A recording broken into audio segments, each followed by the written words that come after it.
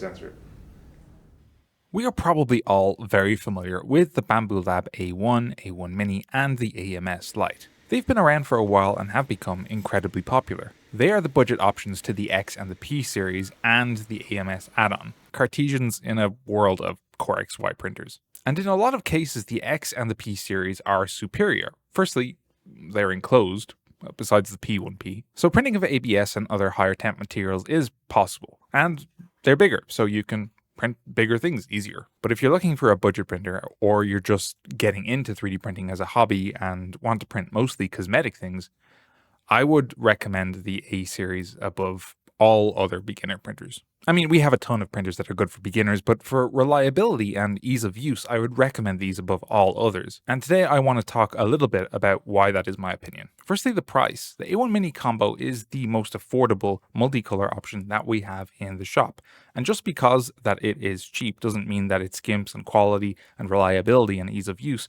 It's probably one of the highest quality and easiest to use printers in the shop. It's easily in the top 5. And believe it or not, multicolor options like the AMS Lite can actually improve ease of use and a smoother workflow. It's not just about straight up multicolor. So here are 4 things that I like about the AMS Lite that you might not know about. And while a lot of multicolor options can do this, I'm speaking mostly in the context of the AMS Lite because it's so affordable, because it's so reliable and easy to use. Number 1. A backup spool. Yeah, if you're printing and you run out of filament, the printer can detect this and it pauses the printer. Pretty much all printers can do this now, but with the AMS Lite, when it runs out, it can simply switch to another spool if you have another one of the same kind loaded in. This is great for overnight prints. You print something, it runs out of filament in the middle of the night, and instead of just pausing, the AMS will just automatically load in new filament and continue the print. This is also a great waste saver because I've known people who have simply thrown out an almost empty spool simply because they don't want their print interrupted, even when there's a few meters of filament still on the spool. 3D printers are automatic. Filament swap should be too. Number 2, different materials. Another thing I like about the AMS Lite is that you can use different filaments in the same print. And I'm not talking about different colors, I'm talking about different materials, different polymers. What is the point of this? Well, a long time ago, there were 2 kinds of printers, single extruder printer and a dual extruder printer. Now, dual extruder printers still exist, but with the advent of cheap multicolor systems, they're almost obsolete.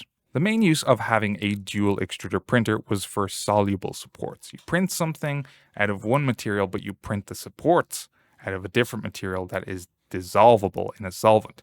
And usually this was something like PVA because this is cheap and it's actually, you can just put it in warm water and it will dissolve. This was great because you could get excellent quality where the supports meet the main model. Sometimes those areas can be a bit rough when you're using the same material for the support and your model. There are other options. Bambu Lab have a breakaway support designed to do pretty much the exact same thing. And I have also seen people using PETG as the support structure, which is interesting. And we tried this, but we got, well, mixed results, let's say. In fact, Uncle Jesse did this on the Prusa XL, and the Prusa XL is a great printer, no doubt about that. But I understand why beginners would not want to fork out over €3,000 for the XL and the 2 print head system, and over €4,000 for the full 5 print heads. It's a bit much. Uncle Jesse printed the whole support structure out of PETG. However, that might work for the XL, but it's not really going to work that well for the AMS because there would be just so many filament swaps. But Bambu and Orcheslicer have a setting for printing only the interfaces in different materials. I have linked some videos down below of others using the same technique where they go into a lot more detail. There are drawbacks here. There is more waste, so while I wouldn't use this with all of my prints, it is really useful when you do have a print that has a lot of overhang and you really want it to look absolutely smooth. Of course, there are limitations to these printers. The A1 Mini, for instance, has a relatively low-powered heated bed. It's unenclosed, so I assume that's why Bambu Lab decided not to give it a high-powered bed. This bed can only go up to 80 degrees, so you can't print ABS with it. So you can't print. Well, that's not entirely true. You can print ABS on the A1 Mini if you print the first layer out of PLA. Using this method, you won't get any warping and you can just peel away the PLA layer. Does this mean that enclosed printers are obsolete? Well, no, ABS still needs an enclosure if you want to get ultimate strength between the layers. And if you're printing ABS, you're probably printing ABS because it's strong. So if you use the A1 Mini to print ABS using that method, then it won't be as strong as if you had used a printer with an enclosure. So I wouldn't recommend the A1 or A1 Mini if you want to print ABS. So why am I mentioning this? Well, there are other higher temp materials that don't require enclosures. So for instance, this is PCTG. It normally requires a bed temperature of minimum 90 degrees. Anything less than that, and you run the risk of it warping and falling off the build plate.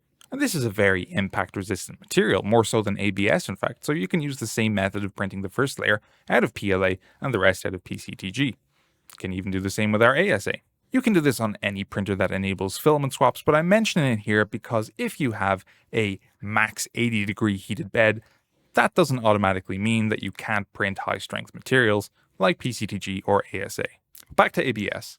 There is one reason why you would print ABS on the A1 Mini, and that's acetone smoothing. Yeah, you can use acetone to smooth the layer lines on an ABS print to make it look like this shiny, glazed, smooth, injection molded piece. The only other filament you can do this relatively easily with is PVB, and that's considerably more expensive than ABS. So print an ABS and smooth with acetone instead. Number 3, tangle detection. Normally, when new filament is fed into the printhead, the extruder will try to extrude it. However, if there is no filament there, then the spring will be compressed, which has a magnet next to it, which will set off a Hall sensor. And the Hall sensor says to the printer that there is no filament being detected, and therefore there is a tangle or it is stuck in the AMS. So if the filament gets tangled or is stuck in the AMS somehow, the printer can detect this, pause the print and give you an error message. And this adds a whole other level of reliability to your printer, something that is not achievable with a standard filament runout sensor.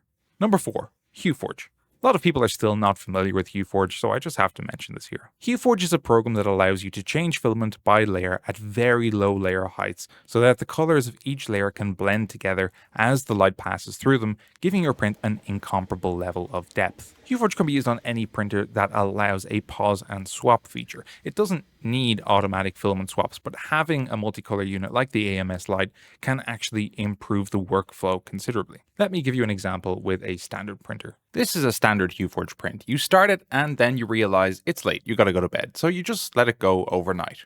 I wake up in the morning and it has paused for the color change. Printer has been doing nothing for the last 8 hours. Waste of time.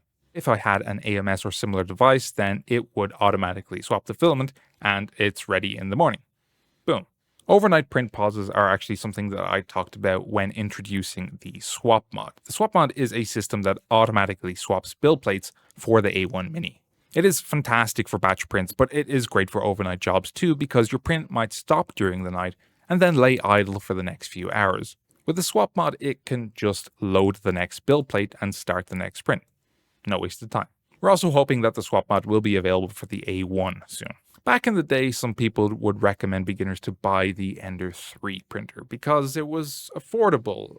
You could upgrade it easily and you would learn how a 3D printer works because you had to make it work. Yeah, we're not doing that. I'm not recommending a printer to a beginner so they learn how a 3D printer works. I'm recommending a printer so they learn how 3D printing can be. I know a lot of you watching might be considering getting a 3D printer for Christmas.